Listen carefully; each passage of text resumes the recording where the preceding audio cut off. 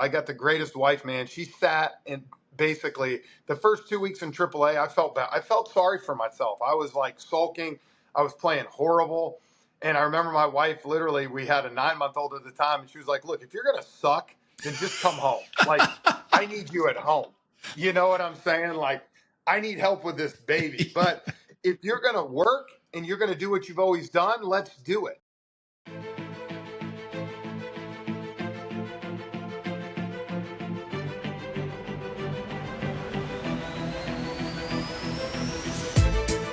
What's up and welcome to the No One Is Watching podcast, where we explore high-performing teams and individuals, dig deep to find out what makes them tick. Whether it's in sports, business, the military, or everyday life, this show highlights the DNA shared by elite performers, the process through which they leverage that talent, and ultimately, it helps you apply those lessons to your own life, business, or team. What'd you think of Rory at the Masters? Well, it was awesome, man.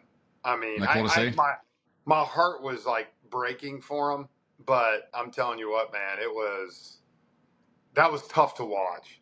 It was, yeah. I'm not sure. I'm not sure I've seen that much emotion out of a golfer in a long time. Right? Not that I watch a ton of golf, but let me tell you, if he wouldn't have won that, I don't know if he ever would have been the same between us, man. Honestly, yeah.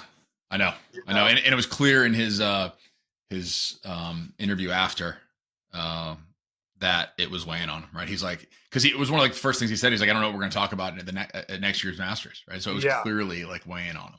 And I hated it because I like Justin Rose, and I'm like, why couldn't it be somebody else that he beat? Like, I know.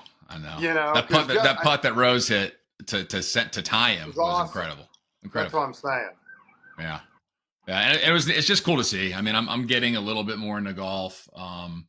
You know, I live in a place where golf is huge, and my middle son's playing a little bit, so I'm starting to try to pay attention a little bit. It's been fun. Just like it's similar to baseball, and like I don't think you can appreciate how hard it is to do what those guys do until you try to do it yourself. You know? Oh, dude, and watching. I mean, like, think about how many times in his life he could go out and put 100 balls from 125 yards, and he probably hits the green 99 out of 100, just hitting the green. Yeah, it's wild. You know, it's completely wild. Yeah. So I mean, look, you're old and washed up now, but you used to be a pretty big deal, right? Like, the kids these days, they probably don't know the whole story, but I kind of want to talk a little bit about it, right? What was high school like for you? What was like the recruiting experience like for you? It was crazy because, this was still not in the days of, you would get letters written to you by the coaches, right? Like that's how old it was. But, for me, from a football standpoint, man, when you start getting letters from Joe Paterno, Bobby Bowden, it was insane. Steve Spurrier. I remember Steve Spurrier was the first one, and I'm like, Steve Spurrier wrote, whether he wrote it or not, looking back now, he probably didn't write. He probably just signed it. But the fact of the matter is, I would talk to these coaches on the phone, and I always remember thinking like, wow, I grew up watching these guys. And, I think for me, it was kind of a surprise because now, from the age of like 6th grade on, there's all these rankings and the kids are doing this. Like my mom and dad did such a good job with me, my brother, and my sister, just go play, Going into my freshman year, my dad wasn't like, hey, your goal is to get a scholarship to so-and-so. He's like, just go play baseball, go play football. Like, that's what you're good at. And so when all this really started my junior year, because remember, no one really got recruited freshman year back then. It was like you kind of started going into your junior year. So when all that started, I remember being like, Dad, man, do I got a chance to do this? And he's like, I think so. He's like, don't screw it up. But I think you got a chance to do this. But I always appreciate it because my dad let me have the best experience, Billy, for my high school. And I see kids now, man, they're sitting out high school senior year so they don't get hurt and doing this. And it's like, I turned 41 this past year, but the year before my 40th, my 6 best friends from high school that we all played football and baseball together at Parkview, we went to Mexico with the wives to celebrate our 40th. And literally all we did for 5 days was have margaritas and sit in the pool and literally tell stories of, when someone did something stupid on the football field. And it was like, and so I tell people all the time, that's why I'm so glad I played in high school and I did that stuff and didn't go to all these other travel tournaments and all these other things. Like I was there with my buddies, man, and that's what I remember most. Yeah. Yeah. I want to touch on that for sure. Because, you got a great perspective on it. And, going through, was there did you have a preference, football or baseball? Did you like, as a kid growing up, high school, was it, you like them both the same or what? Baseball was always my first love, man. I loved the grind of baseball. I loved knowing I was going to play every day, right? Or when I got to the big leagues, I was going to have a game every night. So if I was horrible the night before, I could come back the next day and have a great game. Now, I will tell you this, the 2.5 hours on a football field on a Friday night, man, there's nothing like it. You prep all week, the emotion and all that. And so baseball is always my first love. Where I think it got so big was, in Atlanta and Georgia, football's so big down here, man. It rules. High school football is everything. And so when I started getting recruited by all these teams and these coaches calling me, I think football kind of started to go up on my list. Yeah. Yeah. And as much as I loved it, though, I remember my dad would always kind of bring me back down a level and say, son, look, I think you can be a great football player, but you're pretty special on the baseball field. And he's like, you might want to.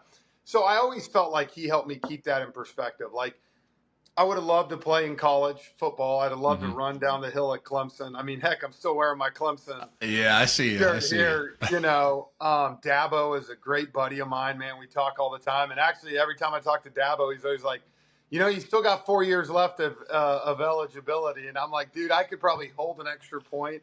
And that's about all I could do now. But so for me, it was just remembering, though, that baseball was my first love. But I was lucky because I found two sports that I was so passionate about. And I was good at them both. And so, I just kind of played what was in season and loved doing it. Yeah. The 2.5 hours on game day in football, it's tough to duplicate that experience. You can't replicate it, man. You can't. Yeah. It's all the other times that aren't so fun, right? Like all the practices. The Monday watching film for an hour, getting yelled at by your coach, and then going out to walk through the repetition. Those are the things that you hate. But, man, when Friday morning comes and you wake up and you go to school and you put your jersey on and, like, you know what's coming, that was the best. That was like Christmas for me every Friday. Yeah, absolutely. So you wind up forgoing Clemson and going and obviously signing with the Braves, local kid, first round, the whole deal. You get to the big leagues pretty quick. Were you 21 when you got there? 21, yeah. So you got like 2 years in the minor leagues and you're up there. You kind of set the world on fire, get a whole bunch of attention, right? And then I'm curious, 21-year-old kid, playing in your backyard, team you grew up loving, the whole deal. What's that off season like for you? When you're on the cover of Sports Illustrated doing all this stuff, everybody's, they're building the statue for you already, right? And like, where's your headspace at 21 years old? Oh, dude, I got invited to play Augusta National for the first time. I played that 2 or 3 times. Speaking of the Masters, I was getting invited to all this stuff to speak here. It was insane, honestly. And, I'll tell you this, to be able to do it with, Brian McCann, who was the second round pick behind me. And we grew up playing together and verse each other since 10 years old. So to have one of your best friends to be able to go through with it was absolutely huge. And we actually lived in an apartment together. And, man, we'd watch college football on Were you guys tight before pro ball? We were, yeah. Yeah, we were. We actually, the day both of us got drafted, we kind of had a combined draft party at our house. That's incredible, man. What a cool experience. A bunch of his buddies from Duluth High School came over. All my buddies were there. And so that was the cool thing for me to go through it with someone that and you love, that's going to be in your foxhole. Like, don't get me wrong, the experience itself would have been awesome even if it was just me. But, and that's why I love baseball, like to celebrate it with other people and to be a part of it with other people just makes it that much more meaningful. Yeah, that's cool. I didn't realize you guys were tight before pro ball, and yeah, knowing the Braves and how they operated, you guys probably knew going into that day you're going to wind up being teammates with some of those pre-draft deals that were being cut, and especially with the kids in their backyard, they weren't getting beat. We had an idea, but you never know what happens.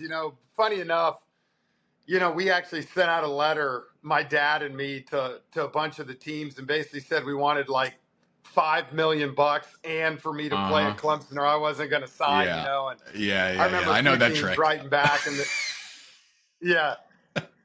I remember the Cincinnati Reds had like the 4th pick and they were like, we're not buying that crap. And I'm like, well, then draft me and find out, Right. Roll the dice. Yeah. Roll the dice. And I always say, Roy Clark knew how to manipulate a draft a little bit.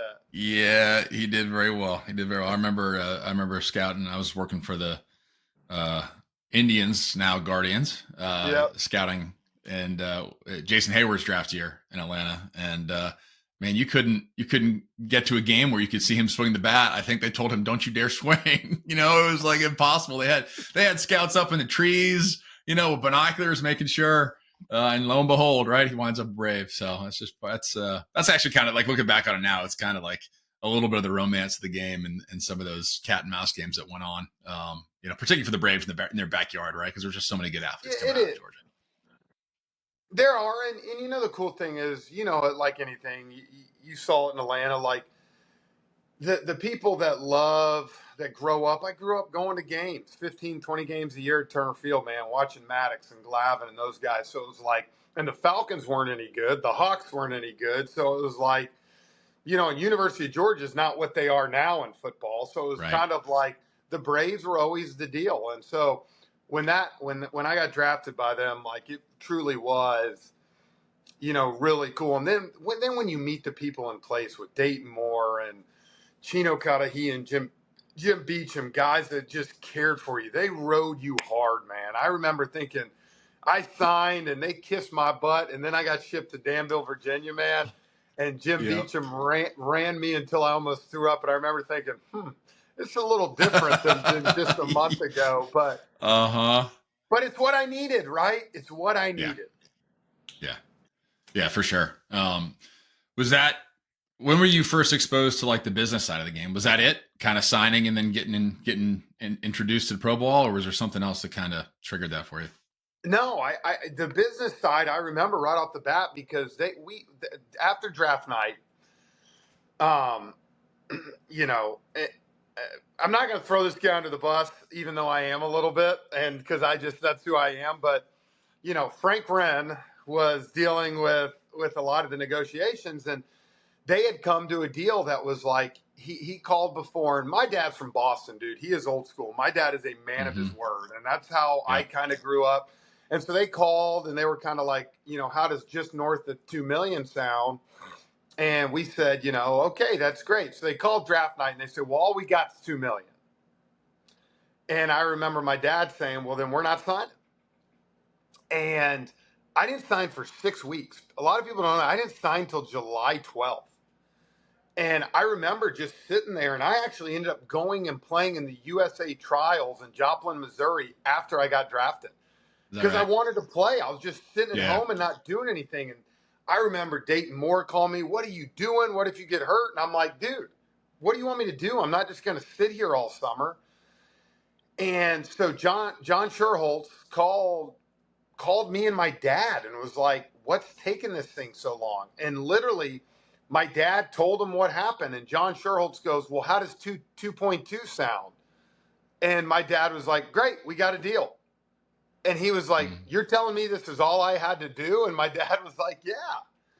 And so it's funny. I learned right off the bat a little bit that like this is a business. And there's things you can't take personal. It's just part of the deal. But, my dad and me, we were such like shake hands and this and that. And I'll never forget this, Billy, and why I love, God rest his soul, Paul Snyder is one of the great human beings of all time. Right before the draft happened, they were in my house, him and Dayton Moore and Roy Clark. And Paul got my mom and dad to the side and said, my parents' names are Karen and Dave. And he said, Karen and Dave, remember, you only get to do this once. Make sure you get what your kid's worth. And I mean, here's a guy who's working for the Braves, right? And who should probably not be saying that stuff, but he's just an awesome dude. And he was like, this is how I feel, and this is what, and my dad to this day will always tell you, he remembers that conversation. and how much it meant to him. And just, Paul's a man of his word too, man. And it was like he was going to make sure that I was taken care of. And so, again, I learned from an early point there's a business side, but there's also great people in the game like that you learn to grow and trust. And you know how it is, man. There were people you could trust and you could tell things to, and there were people that you couldn't. And that was part of the deal. Yeah. No, I spent a lot of time, not so much anymore, but thinking about that, talking about that with people, and always tried to just be transparent, right? And I realized I was fortunate to, early in my career, I worked for Kevin Towers, who former player, just kind of baseball guy through and through, right? And he always had a great way. It was just who he was, just very comfortable in the clubhouse, had a great way about him, communicating with players. And it was his nickname was the gunslinger, right? So he was a straight shooter. And that's what you want, right? Like I've always said this, guys just want to be told the truth, man. Like if I'm not good enough to play against righties anymore and I could only platoon late in my career, just tell me that's what you think. I might not like it at first and I might not want to hear it, but I'm going to respect it. And eventually I'm going to embrace, the role that you get. But what guys don't like is when you're constantly lied to. And that's, I think, the thing that in baseball rubbed me the wrong way. And between me and you, as I do these now and talk to other people and other players, a lot of guys that I played with now are in front offices and doing stuff. And, one of my best friends in the game is Chris Getz, who's the GM of the White Sox. Mm-hmm. And we played together on the Royals. And I always tell Chris, I'm like, you remember the conversations we had on the plane having drinks, and you would always sit there and say, this guy's a liar. So just remember that as you're running what you are now. Guys just want the truth. Mm-hmm. Yeah, no, 100%. And some guys, I'm curious to hear your perspective on this, because you got, when you and I crossed paths, you were at the sort of the tail end of your career, right? You signed up for minor league deals, you got back up to the big leagues, and but you had clearly already been given that message by someone, whether it was directly or indirectly, right? That your profile as a player, your skill set is different than it once was, and sort of this is how we view you. Some guys, obviously, everybody would struggle to hear that initially, right? Some guys never, but it feels like some guys can never really accept it. Others, it's just such a personalized sort of evolution of your career, right? Where you have to kind of realize, this is what I can do, this is what I can't, this is my angle. Let me go make the most of it. What was that like for you? I remember it hit me really in 15 when I went to the Phillies and had a good year there in Philadelphia. But I played against, lefties, of course. I still crushed lefties late in my career, and then match up righties, right? Like, and I knew my bat swing wasn't the same, man. I knew I didn't have the bat speed that I did when I was 27, 28 years old. Like, that's part of the game. And so for me, my biggest thing, Billy, is when you talk about it, and I remember sitting there talking to, Ryan Sandberg and then Freddie Gonzalez about it. And I'm like, look, I still bring a lot of value. Just use me the right way. I don't expect to go out there and get 3 hits off Max Scherzer anymore. Like, it's just, I'm not that player, but I still know if used the right way between what I can bring on the field and in the clubhouse, I can add a lot of value. And so I think that's the one thing guys have to be too, is you have to be realistic with yourself, man. I remember talking to Brian McCann in 19 when he came back with the Braves, and he was like, dude, it was like all of a sudden my bat, it was like someone was holding it and not letting it come through the zone. And so Brian would always say, if I'm used the right way, I can still bring a lot of value to this team. And so I think that's the tough thing, right, is having those conversations. But that's where you talk about the people skill, right? Like the thing is, I always told Chris Getz, like, because we still talk a lot, and he would call me, how do I have this conversation with this guy? And I'm like, dude, go to the hotel bar after a game, buy him a drink, and just have this talk. When you do that, guys understand it. Most of the time, you're telling a player what they already know. Yeah. The question is, do they want to admit it to themselves or not? Right. And when done the right way, I think guys understand it and guys respect it and guys know, okay, I got to change my mindset. And that's what I did. I went into Philly, and I remember telling Ryan Sandberg, like, I knew I was the best pinch hitter on the team. So I knew every 6th, 7th, 8th inning, dude, I could watch the game and see when my place was getting ready to come up. I'd walk my little tail down the cage. There was a guy that would throw BP, and he would throw gas to me from like 30 feet and get it ready. And I'd come up, put my batting gloves on, and it was such a great thing because Sandberg would just turn, he'd look at me, he'd give me the point, and it was like, bam, I'd go out on deck. And I knew that, and I embraced it. Yeah. But we had those conversations that I knew this was my role. And so when it was, I was ready to go, man. Yeah, guys like that have that, and I'm sensitive to it, right? Because every professional athlete, right? Anybody that's, quite honestly, any high achiever that's ever done anything at a high level, the most humble guy in the world still has an ego, right? They're still like, I can do this. You want them to think they're invincible to a lot of extent, right? But then when you get to that point, you have those players like you that embrace the fact this is where I am now, and understand, like, don't run me out there for 150 games, right? Like, I'm not going to do well for you. Yeah. Right. And that's, those guys are hugely valuable, obviously, to the wins and the losses and the strategy, but the clubhouse perspective, my experience, I want to hear yours, particularly coming up with the Braves at the time you came up with the Braves, that clubhouse environment, what it was like. But a lot of the times, at least teams that I was on, the real leaders in the clubhouse it wasn't your number one starter or your cleanup hitter. It was usually the backup catcher, the reliever, the pinch hitter, the utility infielder, the guys that had to have other traits about them to maximize their value or extend their careers or whatever it may be. Yeah, 100%. Look at David Ross with the Cubs, when they won the World Series. He ended up playing a lot in the playoffs because he was hitting and they didn't have, he got hot at the right time, but he was a leader. He wasn't the star of that team. What was your experience like coming up, as a rookie at 21, walking into that clubhouse? Were the guys that put their arms around you and kind of showed you the way?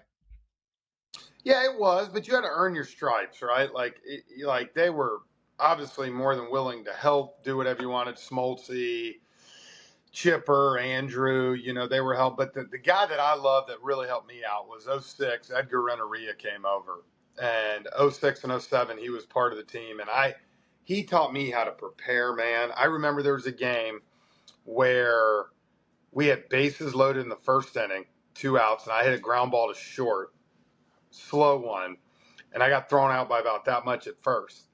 So about third, fourth inning, I'm sitting in the dugout, and Edgar Renteria comes over and he says, "Hey, how many sprints did you run before the game getting loose?"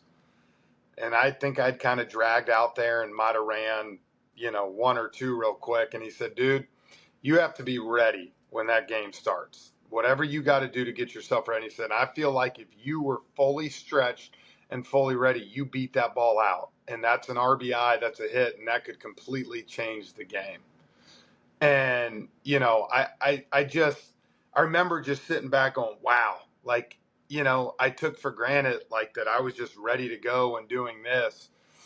And so guys like that to me were the ones that really invested, really saw the things. Tim Hudson, I remember one time came up to me and was like, "Dude, you need to be taking 15 minutes of live balls in the outfield every time." He's like, "You're so fast.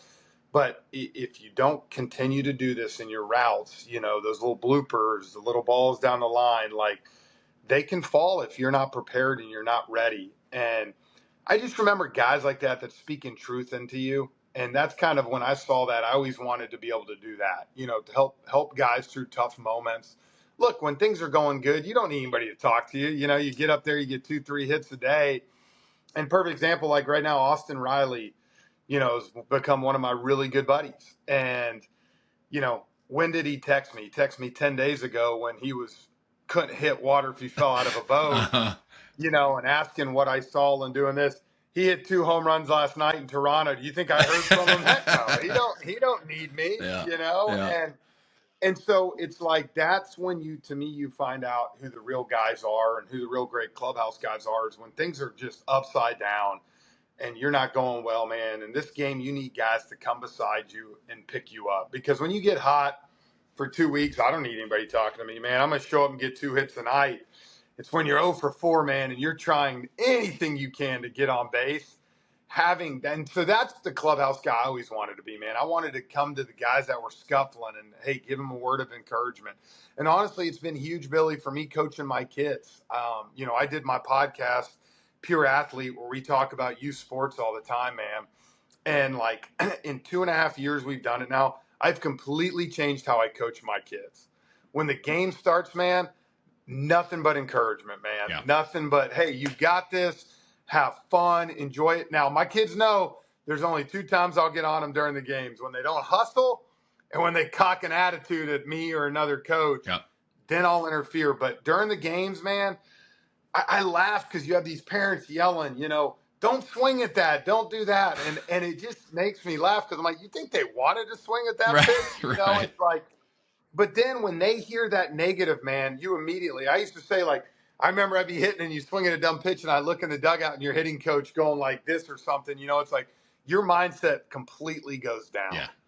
And so I wanted to be an encourager for these other players and teammates of mine that were scuffling. And that's what they need. They don't need to be told 1,000 things. More than that, more than anything, you know what? They need to be told, hey, you're a great ball player, man. You just got to get back to simplifying and being a good ball player. Well, we talked about Rory, right? Like the power of confidence in sports is really, life, not just sports, right? But like, it's really hard to pinpoint, but you can see it. You're like, this guy's got no confidence right now. And there's no chance. It does not matter. He could be the most talented guy in the field. He's not going to be successskul just because he doesn't feel it. You're 100% right. He went over that first putt on 18 to win in regulation. And his shoulders were slumped. Like I sat there, we watched it. My whole family was over there. I said, he's missing this putt 100%. And somewhere in there, whether someone said something his caddy did, he stepped up and give him credit. He had a great drive in the playoff and a great iron shot, from 125. But it is, man, when you go up to that plate and if you're feeling unsure, 80% of the time you're going to make an out. Yep.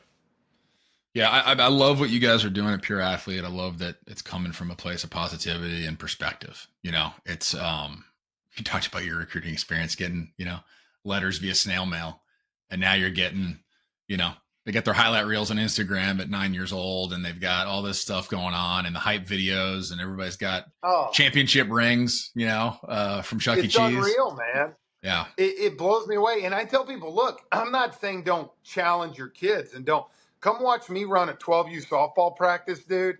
I am intense. I'm loud.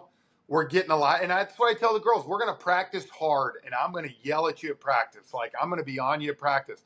But no, when Saturday hits and we step on the field as a team, you're going to hear encouragement, positivity, this kind of stuff. And that, but for me, that completely changed from doing this and coaching my own kids and seeing, like, the moment you really just hound them and get on them, the shoulders slump, the body language stinks. And when that happens, man, you're done. You know that. You're done. Yep. Well, and then it becomes they're coming from a place of fear, no matter what they're doing, Yep. and the game's no longer fun. And look, the game becomes not fun for everybody at some point, right? It's either because your skills erode when you're 35 years old in the big leagues, or it's when you're, 14 and you realize you're just not good enough to play anymore. And you don't really want to sacrifice the things you need to, blah, blah, blah. But it should never be at 7. You know what I mean? No, 100%. And like I said, even for me late in my career, I could have looked at it from a different way. Instead, I kind of looked at it. And I remember sitting there talking to John Hart and John Capalella and them asking me, what I can bring to the team. And I'm like, guys, you already know that answer. Like, my bat speed then all of a sudden at 35 just click, and now I'm swinging it like I was 25. But I can bring value. Look at the value I can bring to this team. And then have that manager let me bring that value in a great way. And that's what, so a lot of it's here, man. You hear it all the time. Baseball is 90% mental. And it's like, it might be 95% mental, man. Like, it might be more than that, because it's like, if you can flip that around and buy into what your role is and buy into how you can help a team, you can really do some great things and bring value. And that's what, even on my softball team, dude, I got a little girl that's this big. She don't have power, but she has learned to bunt. She's learned to slap. And that's what I told her, like, find how you can bring value to this team. You're not going to be hitting balls like our 3 and 4 hole hitters are. Yeah. But you're a great player, and our team feeds off that energy. And so when you're doing those little things, man, you bring as much value as that middle part of the lineup girl. Yeah.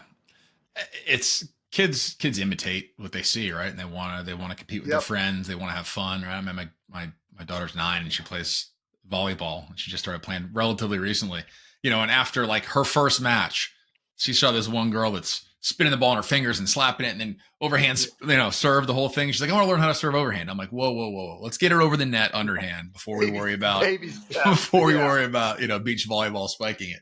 But what you hope, right, is that they watch and they grow a passion for the game. Yeah. And if they grow that, because it's like I told Emma Kate, my 11-year-old, when she was 6 playing t-ball and I coached her, she looked like she had no chance to ever play, anything, but she kept growing. She kept loving it. And all of a sudden she's 5'5" now, man. She's grown 5 inches in 6 months. Wow. And it's like now all of a sudden she's gotten strong, she's gotten confident. And so that's what I tell them. Just if you keep developing a passion for what you're doing, you'll hit that growth spurt and you'll have the mechanics to do it right. Yeah. I mean, like you look at guys that you played with over your career, and I can think of a couple that I crossed paths with from the front office perspective, but it's one or two where you could tell they really just didn't like the game that much. They were just, God reached down and touched them, and they were blessed with talent. And they made a great living doing it. And they didn't dislike it, but they didn't really love the game. They were just doing it because it was their best option. Those guys are, people that are successful like that in life, I think, are a select few. That is very rare in my mind. Yeah. And I always say this with signings these days, and you see these guys getting 250, 300 million bucks, and some of them never work out. I always say it's like, if I'm in the front office, the first thing I want to know, besides obviously them playing great, is do you love playing baseball? Yeah. Do you love being out there? Do you love putting the work in? Like, that's why with Bryce Harper, I sit there and look, and I'm like, he's worth every penny. That guy freaking plays with his hair on fire every night, whether he was making $1 million or $40 million. That's the guy I want to pay. Yeah. Yeah. He was really polarizing for a long time, particularly early in his career. And I'm like, there's some antics, right, that you might not be totally on board with, but this, like, you cannot. This guy's like the second coming of Pete Rose as far as how he plays. I mean, he plays hard every single play, and if there's a little bit of flair that comes with that, so be it. But yeah, I agree with you. The guy loves the game. It's obvious. I've talked a lot about it. I was blessed to kind of intersect with Paul Goldschmidt when he was coming up in the minors and in Arizona in AA, and he wound up coming to the big leagues. And a year after that, we signed him to his first long-term deal. And it certainly wasn't all my decision, but I played a role in that process. And I was like, look, man, I got huge comfort. This guy, at worst, I think he's going to be an average everyday big league first baseman, right-handed hitting, right? Yeah. But he's going to be an 80 human being, right? He's not, I'm not going to worry about where this guy's money is going to go. I'm not worried about his work ethic, all these other things. And so, I mean, I personally place a huge value on that because it just mitigates, I don't say all of the risk, but a whole lot of it, because the person that you're buying at that point. I love that you said that, because I did the Yankees game 2 weeks ago with the Diamondbacks for TBS, and first guy Aaron Boone brought up was Paul Goldschmidt, and said the first day of spring training he came in here and said, wherever you need me to hit in the lineup, when you want me to sit, when you want me to play, like, I'm ready to come off the bench if you need me defensively. And Booney was like, I've never had a player do that to me. I literally have never had a guy with his numbers and his stature. And he's like, this guy literally just came in and basically said, hey, if you decide not to play me, no, I'll be ready to play defense. He's like, as a manager, there's no better feeling to know that you have that guy, right? Mm-hmm. Yeah. It's just one major thing you don't have to worry about. And he's just a special person. He's always been that way. He was like a mother duck in AA. Like, you just watched him. The kid, his teammates would just follow him around. Whatever he did, they were watching 100%. him to follow him, and that's why would you not? Yeah, right. Because he's putting up numbers. And they see the way he goes about it, and he was a pro at a young age, and that stuff just permeates out. You see it now, from a different perspective. How much is your perspective? It sounds like so your career evolved, right? You were kind of a young phenom, carved out a long big league career, fall into a more of a role player at the end of your career. Now you're broadcasting and watching it from the booth. How much of has your perspective changed? And is there anything that you appreciate more or less, from the seat you're in now than when you're on the field? I think what I appreciate now about my career is how I was able to handle adversity at certain different things and overcome it. You know, in 14, man, I had to go back to El Paso for 3 months and play AAA. And it could have been real easy after 9 years, 10 years to say, screw this, Yeah. I'm done. But the ability to fight through that, come back and play 2.5 more years in the big leagues, to me, it's a great lesson for my kids now to see, hey, when things get hard, man, you don't just walk away. You get in the fight, you grind, you get beat up, you come back the next day. You're probably going to get beat up that day too. You come back the next day. And I think for me, that's now looking down, I see guys announce, you know, when I'm announcing, I'm watching them play, I'm talking to these players, talking to GMs, assistant GMs, and it's like, man, this guy just kind of gave up, or this guy didn't do this. And I always remember thinking, like, that's the one thing I'm so glad my mom and dad instilled in me was a work ethic and ability to never give up. If you're going to do this, you're going to see it through all the way to the end, and you're going to see it through practicing and doing the best you can. And so for me, that's kind of what I did. I went back to AAA, man. I'm like, I can either sulk, and I tell people I got the greatest wife, man. She sat and basically the first 2 weeks in AAA, I felt bad. I felt sorry for myself. I was like sulking. I was playing horrible. And I remember my wife, literally, we had a 9-month-old at the time, and she was like, look, if you're going to suck, then just come home. Like, I need you at home. You know what I'm saying? Like, I need help with this baby. But if you're going to work and you're going to do what you've always done, let's do it. And it was like, I needed to hear that, right? Like, I needed to hear, like, I was sitting here feeling sorry for myself. And the other thing, Billy, I was missing a chance to invest into these guys that I was playing with that they'd never played a day in the big leagues. Here I was at 9.5 years already. They were looking for anything to glue, you know, any story I had, any advice I had. And I was so caught up in me. And it was like when I finally let go of that part and I was a great teammate, I worked with these guys. I ended up watching film, probably 50 hours with different players talking about their swings and this and that. And what happened to me, I ended up freaking raking and getting back to the big leagues because I wasn't just worried about myself. Yeah. I was worried about the process and helping these guys. And all of a sudden, what did I do? I had fun again. I had fun playing. I tell people those 3 months, and I had Pat Murphy, who, you know, just won the thing. And dude, Pat was the perfect guy for me at that moment. Because Pat he's a smart, you know, smart ASS man. And he is like all this stuff. And so there were games. It was great. Like Pat would be like, you know, are you going to get any hits for me today? Like, you know, I'm batting you third. You going to do anything for my team? And so again, like I said, you know me, I'm a happy-go-lucky guy. And when I play that way, I play well. Yep. And Pat was able to get the most out of me and got me back to the big leagues, man. And I'll never forget, you know, he knew how hard I was grinding. And so he actually knew I was getting called up in about the 6th inning of that game. And he called my wife, who was in El Paso. It was a home game, and my daughter. And he had them come break it to me that I was going back to the big leagues and flying to Chicago. And, you know, I get teary-eyed thinking about it. But it was so freaking cool to have, you know, my 1-year-old daughter and my wife tell me, like, you're going back. That's incredible. What a great story. It was awesome. Yeah, and look, you nailed it there, man. I mean, you've accomplished a lot in your career, but I think that if it were me, that I would feel the same way. That may be the thing that I'm most proud of as far as being a role model for my kids and teaching them how to persevere through things. Because you get the guys that are on TV, you know, playing on ESPN, they get a lot of attention, and rightly so. But the guys that are grinding it out in AA and AAA and for 6, 7, 8 years and they never get a sniff of the big leagues. I mean, I don't think people can appreciate how difficult that life is. And you had seen a little bit of it, and then you'd had the good life, and then to get thrust back in it, like, yeah, it's real. That would be really easy to be like, forget this, I'm going home. You remember I had a guy, Wes Timmons, man, who was with the Braves forever. Remember Wes? Wes hit 330 every freaking year at AAA, and he never got the call. But every single guy that ever got called up, man, he was the first one to high-five him, first one to hug him, and now he's coaching baseball at Shorter College. And I always say it like, those players are so lucky. They got a coach that's going to give them perspective that they'll never be able to get from anywhere else. Yeah. Yeah, no, 100%. And that's AAA is a hard place to be, right? It is. I talked to Snit a while back, and I told him it's maybe the hardest job in baseball. for a lot of the reasons you just touched on, right? You got a guy that's got 9.5 years in the big leagues. He's bitter. He doesn't want to be there. He's worried about himself.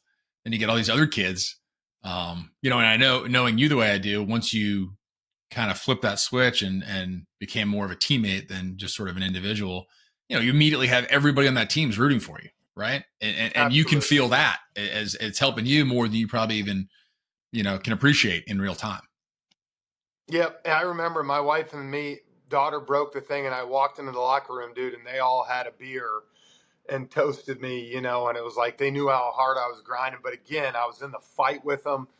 I took every 5 a.m. Southwest flight with them and did everything that, you did. And looking back, it like I said, it's such a great moment. And I love it now because I sat in Pat Murphy's office last year, 2 weeks before the playoffs, and he was going to be manager.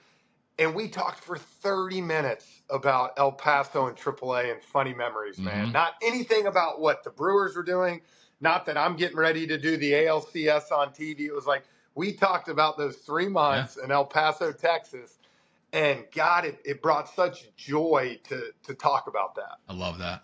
Yeah, I mean, look, it's those bonds are forged through sort of tough times, right, and adversity, and it's you're winning 8 in a row in the big leagues. You're probably not going to remember a lot of that stuff, but when you're hopping on those early flights and going through that stuff, and then you kind of reconvene, I love that. Did you ever think about getting into coaching? I mean, you talked about being in AAA and spending all this time watching film with these kids. Was that ever on the radar for you? Dude, I have such a heart for it, and I would love to do it, but I will not do it until my kids are gone. Yeah. I don't care what opportunity. Yeah.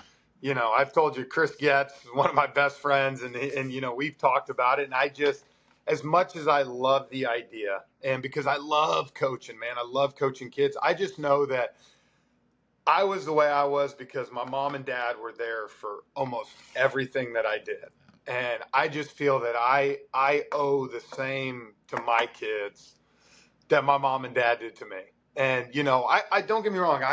When my little guys in college, I'll be 55 years old, right? Like if I want to go back and coach, I'll have plenty of time to do that. And maybe I will.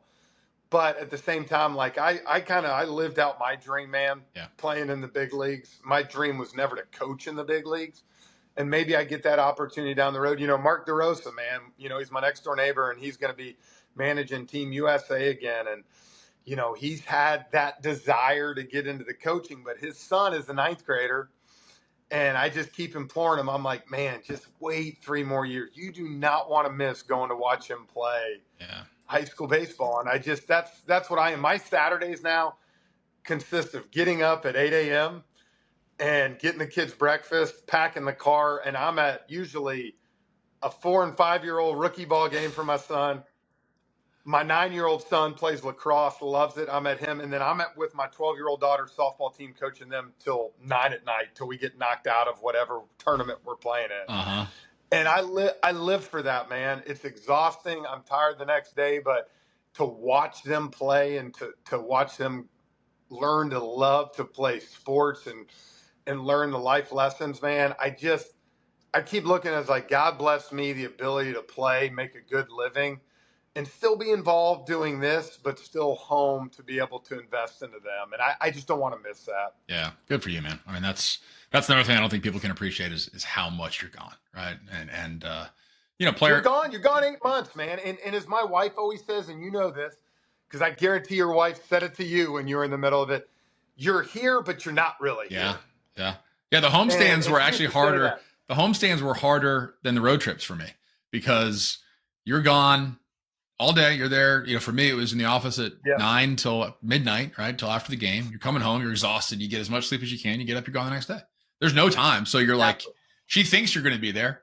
And it's so. Well, and that's what my wife used to say. She'd be like, we'd be having breakfast at 10 in the morning with the 2 kids.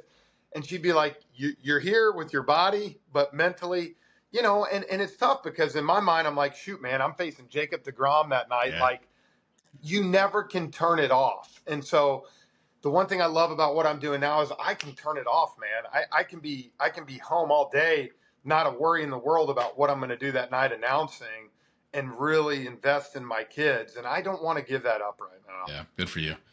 Was that desire sort of the impetus behind the Pure Athlete venture, or was it the other way around? You said it kind of opened your eyes to started doing that, open your eyes to what you're doing with your kids. How did that evolve for you? You know what? I end up, I do some speaking now, public speaking and stuff. And I spoke to this lighting company called Acuity down in Atlanta. And I met a guy named Britt Lee who set that up for 30 years. And he was telling me an idea that him and another buddy had for about 5 years now, because they already went through it with their kids and just the dangers of youth sports and wanting to do this. And we just kind of kept in touch for 4 months, bouncing off ideas, doing this. And then I really started coaching 3 of my kids because they were old enough, and started seeing the injustice, the bull crap, the stuff that you don't. And I'm like, you know what, man? I'm doing this. And I didn't know where it would go. We had Jason Campbell, we had David Pollock, some of these guys, and they were throwing these nuggets out that were just golden, man. And I started getting texts from parents and people that I knew that were like, man, I loved listening to that. It really resonated. And so we kind of just rolled with it, man. And I love giving an example because I've known Matt Ryan for a long time. When he got drafted by the Falcons, you know, we golfed together and all this. And I bugged him for 6 months to come on the podcast. And he kept, oh, I'll get to it. I'll get to it. I'll get to it. Finally, he retired. And his boys were 5, and he coached them in T-ball. He saw it. And 2 weeks into the season, not only did he call me, but he was adamant, like, I'm coming on next week. Like, I'm doing this with y'all. Because he's like, I got so much I got to say. and so ultimately, that's kind of the route we wanted. Because, you know, man, you've seen too many relationships from parents and kids to get ruined because of sports. And I'm like, it's not that important to ruin this stuff. So let's figure out a way that we can make this a good experience for everybody. Yeah. And so we kind of got going, man, and we've had great guests. And like I said, I've learned more in almost, you know, it'll be 3 years in October. I've almost learned more in 3 years from doing this, from these athletes. And it's helped me with my kids, man, and how to navigate that world and how to navigate sports specialization, multi-sports. You know, like my daughter loves softball. You said your daughter plays volleyball. My daughter just started volleyball this year because I'm like, you can't just play one sport. I'm not letting you just play one sport. Yep. You're too young for that. And what happens if it doesn't work out? You know, you need to be able to play something in high school. And so she's doing volleyball now. And of course, what happens? She loves it. Mm-hmm.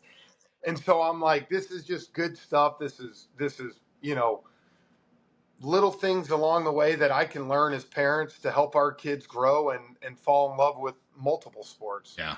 Yeah. We share a lot of the same thoughts on that. And my kids are a little bit younger. So I haven't had the same experience personally yet, but I've got tastes of it. And you see my son played T-ball a couple years ago for the first time. And, you know, coach has got the $200 Oakleys and the flat brim hat, and he's chewing seeds and he's sitting on the bucket and he's screaming at these kids. They literally don't know, do I run to first base or do I run to third base? 100%. You know, and it's like that poor kid's never going to play again because he's terrified that this grown man's screaming at him.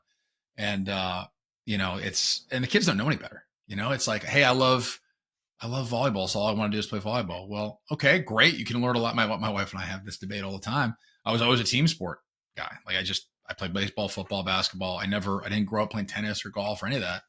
And there's clearly things that you can learn from both, right? Like Rory sitting over that putt to win it is a very different experience than, you know, the left guard in the high school championship football game. Yeah. Right? And they're both really, really valuable. And if you never get exposed to it, like I always say, like my job is not to, as a parent, is just to raise good humans. It's not to raise successful people or, you know, pro athletes or what, you know, whatever you want to call it. It's just like, just be good humans, which, you know, there's seemingly a shortage of sometimes. No, 100%. And I tell people that what I want for my kids in sports is not for my kid to get a college scholarship. I truly don't. I could care. I already got bank accounts for them to go to college. Trust me, like that's taken care of. I want my kids to learn work ethic, discipline, how to be a good teammate, how to suck and come back the next week and work even harder and see the fruits of your labor pay off. That's what I want for my kids. Yeah. And I guess it's just crazy to me that a lot of parents don't see that. and don't want that. And like you said, that 5 and 6 year old coach screaming at a kid because you don't even know the game. Yeah. And so, like, that's the thing you'll see, and you'll appreciate this, but I've coached T-ball now for 4 seasons with my daughter. She's 6, and we've never won more than 2 games. But every single girl on my teams have signed up to play the next year.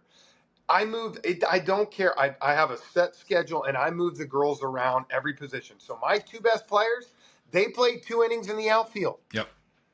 And I refuse to do it at that age. I refuse to care if we win or lose. Yep. And it's great. We got beat the other night like 17-4. And our girls are all asking, did we win or lose? They got no flipping idea. Right. And you'll always have the one parent that goes, well, my daughter does. And you know what my dad says, Jeff? When you were 6, you knew whether we won or lost, but you were the only one on the team. Mm-hmm. And he said there were times you'd come up, why can't I play circle? And my dad was like, beat it, get to the outfield because I told you to, And he's like, you're 6 years old. You're not going to tell me where you're going to play and what you're going to do. Right.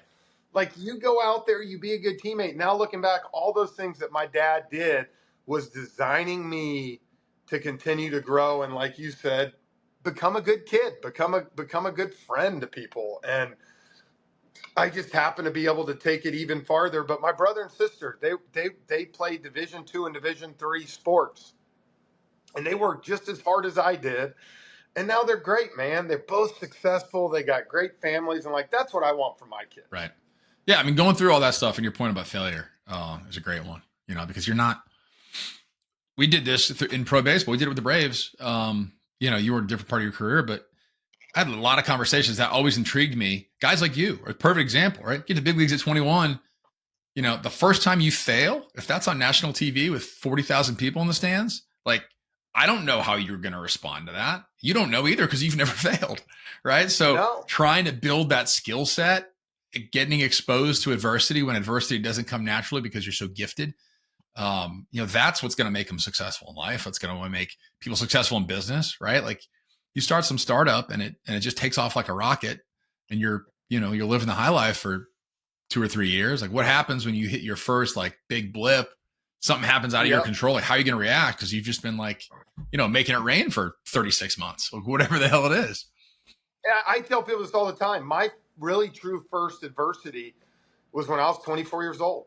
After 2.5 years of 100 RBIs, Gold Glove, Sports Illustrated, and I didn't know how to handle it. I wasn't equipped. Yeah. I really wasn't. And my mom and dad helped me kind of get there, but I wasn't. In high school, dude, I was 15-0 my junior, senior year. We were 34-2 and 35-1 in baseball. And I didn't know how to deal with that, man. And I tell people in 2008 with the Braves, I would have listened to the barber tell me what to do with my hands hitting. Like, you know what I'm saying? Like, I was down for anything.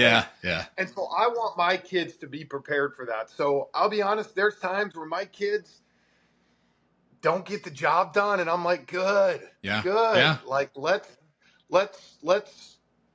give it a day or two, and then let's talk about it, and let's figure out that next time when you're in that situation, what can we try to do different so you're successful? But I also want them to know that I don't really give a crap in a 6U game, in a 12U game like that. There's nothing you're going to do that's going to buy my love. No hits, no whatever. Yeah. And so walking through that with your kids, and that's why, going back to what you asked me, like, that's why I want to be home. And that's why I can't coach, because I can't miss those moments with my kid like Braden, and this has honestly kind of put me over the top 2 years ago. He does lacrosse now. So my son hates baseball, my 9-year-old son, which is hilarious. He wants nothing to do with it, does not want to throw. Uh-huh. We throw the football, we shoot hoops, we play tennis, we golf together. I'm like, hey, you want to go play catch? No, I'm good. But he loves lacrosse, and so does it. But 2 years ago, I was in Texas for a weekend series with the Braves, and Braden was good enough to hit. He never needed a tee, and like, he was good. So I wouldn't let him hit off the tee. I wanted him to learn, like my dad did. If you get 5 pitches, dude, and if you can't put one in play, then sit down. Mm-hmm. Go sit in the dugout. Mm-hmm. Like, if he put it on a tee, he was going to whack it to the fence, and he's going to get inside the park home run. And I'm like, no, that's not where you're at now. When you were 5 and whatever you did, but you played. So, well, he struck out 4 times in a game. And my wife's sitting there texting me. I'm on FaceTime with her. Like, she is going crazy. We got to let him hit off the tee. And I'm like, no, he does not need to hit off the tee. He's got to figure it out. Mm-hmm. And it was the worst day, dude. My wife wanted to kill me. She literally, for 48 hours. But I'm like, this is a lesson.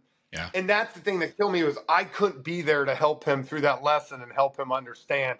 And that's when I told my wife, I'm like, I'm done. Yeah. Like, I'm done being on the road. Yeah. I'm done doing this. Like, as much as I love announcing, as much as I love this, like, I got to be there for those moments because I want him to understand, like, and I told him, I was like, dude, your dad struck out 5 times in a game. I did in Florida one time. And I remember I left 11 guys on base. Like, it was like, oh my God. Uh-huh. But I wanted to tell Braden what I love Bobby Cox is if I was managing that team, Billy, my ass is on the bench the next day. 100%. Not only did I strike out 5 times and I was batting 6, I get into the locker room the next day and I was batting 5th. Bobby moved me up a spot. Yeah, that would have been my guess with Bobby. Yeah. And you know what I did? 3 for 4 with 2 doubles and 3 RBIs. Yeah. And I remember going, here's a manager who had confidence in me when I had 0 confidence in myself. And I remember after that game, I had a cold beer, man, and because I had been 24 hours spinning in my head. Mm-hmm. And I just walked into Bobby's office and said, Bobby, I got to ask you, why in the hell did you play me today? And Bobby said, because you're a great player, man. And I knew the last thing especially you needed was to sit on the bench and just relive every moment and think that I didn't have confidence in you. And he just told me, he's like, dude, you're going to have crappy days. You better get over it because you're going to have another one at some point this year that's just as bad. And you got to find a way to get over it. Yeah. And I is one of the best lessons I ever learned in baseball, man. And I remember thinking, if I can get through that, I can get through anything. Yeah. Dude, I think it's first of all, that's quintessential Bobby Cox, right? I mean, just like the unassuming sort of mental ninja that he's just going to make you better without you even realizing it. But I think it's one of the hardest. It's what I struggle with as a parent because I spent a lot of time thinking about, I really want what you just touched on, making sure that they're equipped to handle adversity. At the same time, it's like, it's hard to watch your kids fail, right, in real time and know that hey, they may try to jump off the tree branch and they might break their leg. Right. But you also don't want them to be afraid of everything. Right. So where's that balance of, organically coming across some adversity and then that's what I kind of get geeked up like you do. Like, all right, great. Now let's figure out how to come out the other side of this and what can we learn from it? I still remember my son was little. I don't think it was T-ball or anything. I can't remember what he was doing, but did something good. And he's like, Daddy, you proud of me? I'm like, buddy, I'm always proud of you. Right. Like it's got nothing. And it's just like this, like innocent, he did good. Are you proud of me? Of course yeah, you did a great job. But you could have struck out 4 times. I'm still going to be proud of you, and that just having that, security blanket or security of knowing that like Dad's got my back no matter what. He's not going to chew my ass out if I strike out 4 times. Right. Like go have fun, go play free. Like we're all better when we're free, to your point earlier, right? Like you started being yourself again and lo and behold, the performance, ticks up. We did a podcast last month and we had my dad on. I saw that. And it was really, really cool. And I love what my dad said. He said, there's nothing worse as a parent than seeing your kid suffer or see him disappointed in something. You hurt for him. You hurt that they feel that way, but you also know, and that's what he always said, that my job at that point is I'm your parent. I'm not your friend necessarily at that moment. And there's times where you have to make those decisions. Like, is this where my kid needs to learn a lesson? Is this where they need to learn, something? And again, like I said, now looking back as a parent myself, like, you know how it is, man. Like there's so much I do. And my wife, my dad's name's Dave, and my wife every once in a while will be like, all right, Dave, and she'll call me Dave. But I also know that, like, I remember me going through that and I remembering how helpful it was and how much it drove me. And I'm like, you know what? They got to learn. Yeah. Why wouldn't you do that at that point, right? You saw it firsthand. Yep. Yep. So those are all great teaching moments. I think that we strive for as parents that you want for your kids. Yeah. So I got a 3-part question for you. You've already touched on some of it, but what's one piece of advice you'd give to a 10-year-old kid who just loves playing, fill in the blank, baseball, football, soccer, whatever? What's one piece of advice you'd give to that kid? My advice, man, would be have fun and grow a passion. Ask questions. That's what doesn't get my son's playing football for the first time this year coming up. He is all excited but there's a lot of kids that have played now for 2-3 years that are going to have a better grasp of the game. And I tell them, I say, ask questions. Ask the coach why I'm supposed to do this. Well, understand what you're going through. So I always say that, and know that you're 10 years old. You're not a finished product.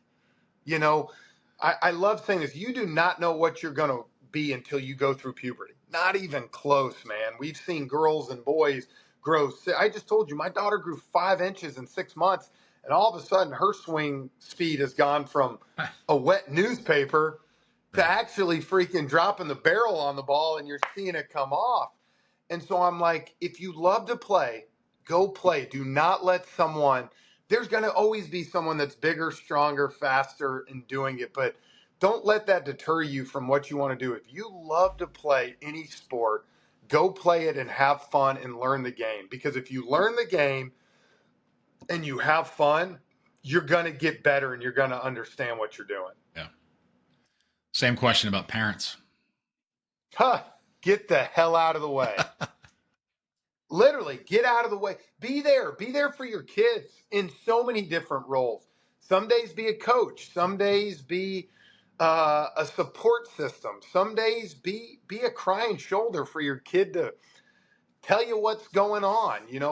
What's wrong, and understand that your kid's not going to get a scholarship at 10 years old, man. Like, it's not. I love Tim Corbin, man. He's a good buddy of mine, the coach of Vandy, and I love how he does things there. And he always tells me, he's like, you can tell, Jeff, tell these parents, when your kid's 14, I'm not recruiting them. We're 5 years away. And he's like, A, I might be dead. B, I don't even know where I'm going to be.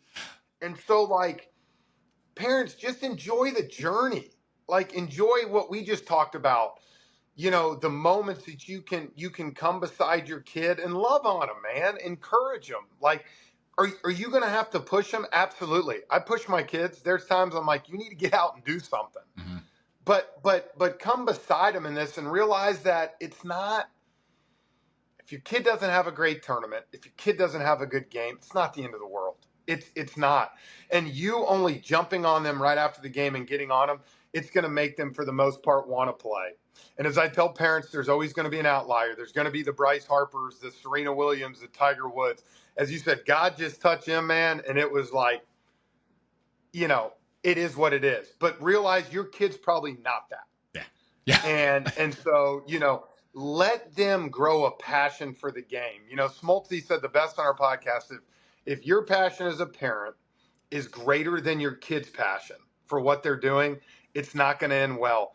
And I learned that firsthand with my son at baseball. I forced him to play a whole nother season, and it was the most miserable season we've ever had. As my wife said, it became me and him just yelling at each other because he would back out of the box, and here I am, stay in there, stay in there. He's scared of the ball. I'm doing this. Now he's playing lacrosse. We had practice last night. He gets home from school at 3 o'clock, dude. He's got his gear laid out, his jersey laid out, his water bottle. He is gassed up and ready to go to practice. Who am I to get in the way of that, right? Let them go. Let them do what they want to do. Third part to the question is same question for coaches. And I would say this, as a coach, number one, first and foremost, know what you're talking about. Know what you're doing. I think that's important. I get it that there's a shortage of coaches sometimes, but if you have a coach that knows the game and knows what they're doing, usually it's going to be fun for the kids because there's going to be some sort of organization. They're going to be taught the right way. Number two, do not play daddy ball. I hate daddy ball worse than anything in the world, and you call it out. Where your kid ends up on the totem pole, let him go. I've been coaching a travel softball team for 4 years now. These girls have been together since they were 9, 10, 11, and now we're kind of 11 and 12. We have 11 girls on the team. My daughter started out hitting 8th, and she's hitting 5th now. And I'm probably justified to move her to 3rd or 4th, but she's good in this position. I like the way it's going. Don't play daddy ball, man. It gives your kids an unrealistic expectation of what they can do. And I told him and Kate back then, I said, you deserve to hit 8th. You don't deserve to hit 3rd or 4th. You know? And I said, show me why I should move you up. And slowly but surely, she kept working. She kept getting better. She kept getting better. And so, she's hitting 5th now. And I said, you deserve to be there. So those are the top 2 things. And number 3, make it fun for the kids, man. Like we had Tony Dungy on. He's one of the greatest to do at the NFL. And he said, always remember fundamentals. What's the first 3 letters of fundamentals? Fun. Right. And if you're not having fun, and I just told you this when I played in the big leagues, if I was not having fun, I definitely could not bring out the best in myself. And, and yes, it's a business in that sense, but yes, there's other things. But if you're not having fun, you're not gonna put the effort in, and you're not gonna get better. So coaches have to make it fun. Yes, you're gonna work on fundamentals at practice.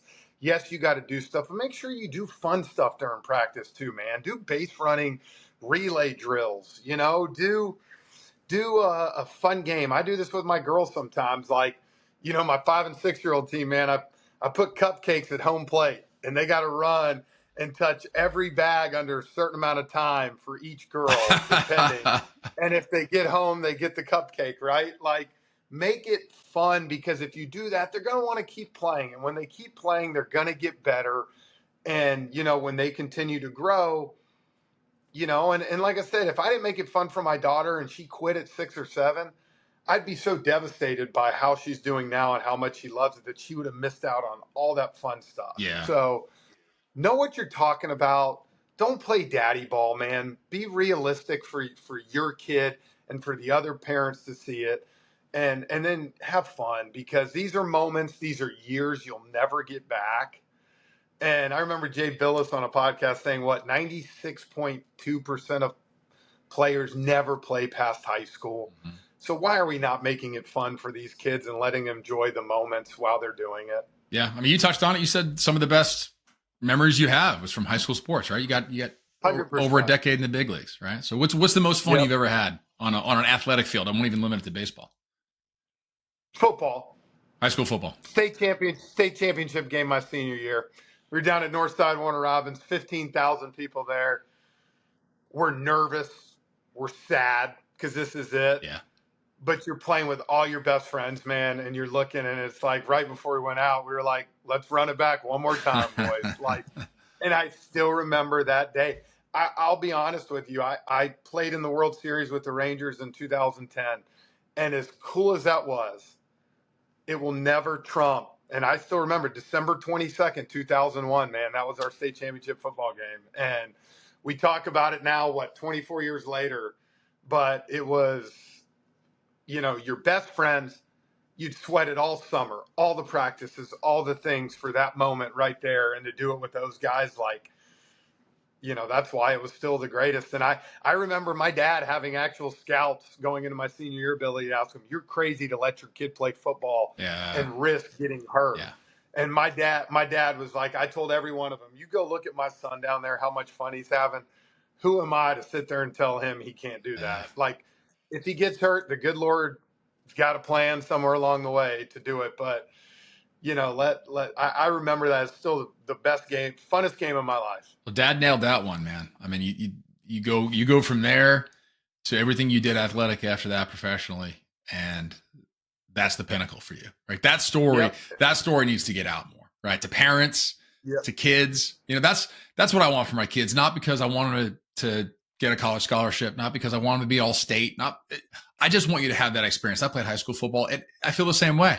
Not at the level that you did, but my buddies that I played high school football with, we still joke about it. And it becomes this cliche, like, oh, you guys reliving the glory days, right? But like, you go through things as part of a team when it is your whole world.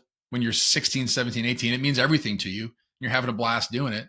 And you fast forward 25 years, you're like, man, that was that was it. Like that was the highlight, Yep. you know? And so, all your points about youth And his sport. parents, right? Like that's what my dad says. He's like, me and your mom had just as much fun watching you play 6-year-old T-ball as we did when we came to Turner Field to watch you play for the Braves. Because he's like, at the end of the day, we're just watching our kid play. Right. He's doing what he loves. And my dad said, like anything, you just did it longer than a lot of kids get the opportunity to, and you were lucky.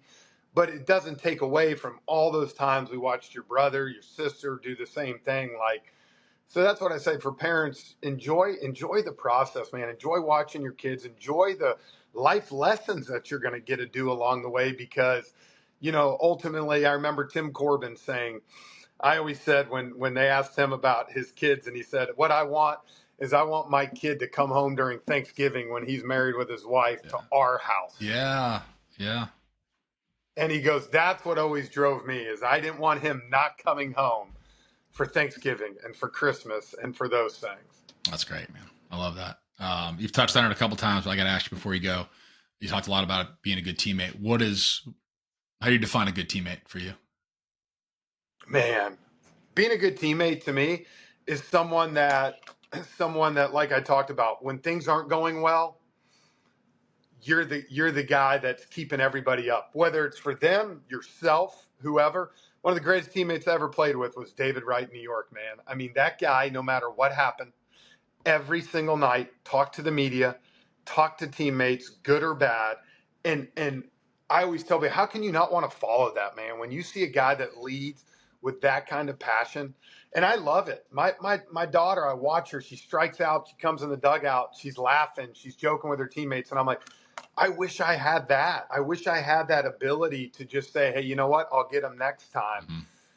But that's the most important. And you know this, Billy, like one of the main reasons I kept going in 15 and 16, there were other people out there probably that was similar to my skill set. I was a good teammate, man. I was great in the clubhouse. People knew that I would come beside guys and help them and do that. And I always say, if you're a good teammate, you're going to get the benefit of the doubt a lot of the time if it's between you and somebody else. Yeah.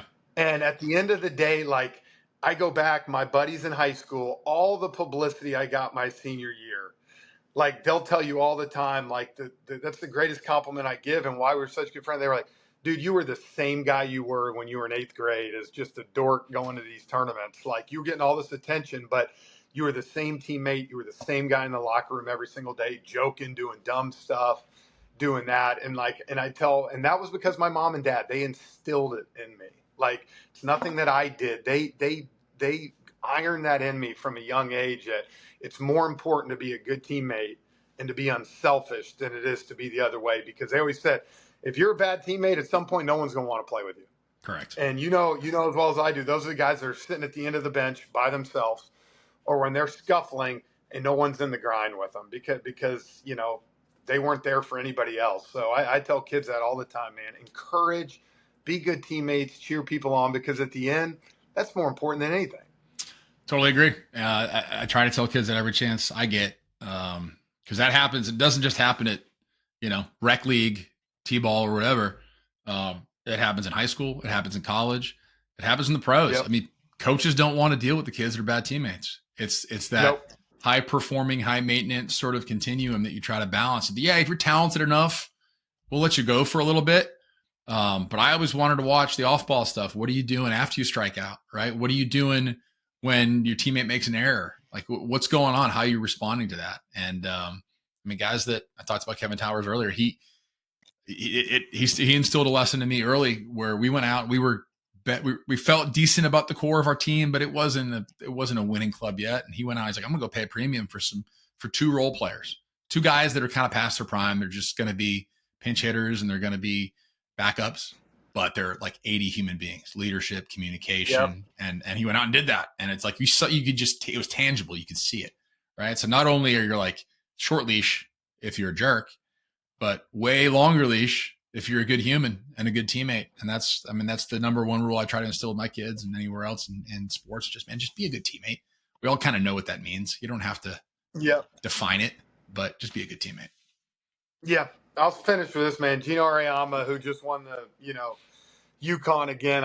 He's got a quote that says, like, if I come watch you play you can play at UConn. I'm not wasting my time going to watch someone that can't play at my school. So I already know you're talented. He said exactly what you just said. I want to see if you give your coach a high five when they pull you off, if you're giving everybody else high fives, because ultimately, if I get enough of those on one team, I'll be successful. No doubt. And I agree with you. What Kevin Towers, God rest his soul, he was the same kind of way. Like, I'm building Dayton Moore, one of my favorite human beings. I'm building a culture that is going to promote that. And if we do that, we're going to win. And I always say that with Dayton. No small market team has won the World Series in forever except Kansas City. And there's a reason, yep. man. He had built a culture around that place, that he had good people and good players, that everybody bought into a system. Well, and you could see it in real time when it was happening. You're like, there's just something about it. Like, this doesn't make sense on paper, but I don't want to play him. You could just feel it. No, absolutely. And they're doing it again right now. Yeah. It's funny. They're building that again with JJ, who's under him, and some of that stuff. But I agree, man. It's so important to be a great teammate, be accountable. And you know what, man, if you do that, you're going to be successful in life. Yeah, no doubt. Well, Frenchie, look, man, really appreciate the time. Shared some great stuff. Make sure everybody's listening to what Pure Athlete, right? Podcast. Yeah, pureathleteinc.com. And we've got, different people in there, a lot of males, a lot of females, coaches, nutritionists, all that good stuff. We're trying to cover and get a lot of different perspectives from everybody, but it's been fun. And I could talk with you all day on this, man, because I just, the next generation is who, and as we said, you're the same way. You were in baseball forever, I was, but our main job here is to raise our kids and to have them be great human beings. Well, I completely agree, and I think that some of the stuff you shared today needs to get shared more frequently, because all the other stuff we get shared, right? It's all the 9U rankings and bat speed and exit velo when you're 11 and stuff like that. There's plenty of information out there now, but education about what sort of how the thing works, where the priorities are, what the numbers bear out as far as your likelihood of going on to the next level, and kind of what you're going to be left with if you do take it too far. I think that's critical. So I appreciate you sharing your perspective on it. You got a really unique one, man. It's been a lot of fun. Thanks, bud. Thanks for joining. All right, buddy. Talk soon. Let me join. All right. Thanks for listening to this episode of the No One Is Watching podcast. If you haven't already, be sure to hit subscribe to be notified of future episodes. If you'd like to support the show, please take a second, leave a rating and review, or share it with your friends.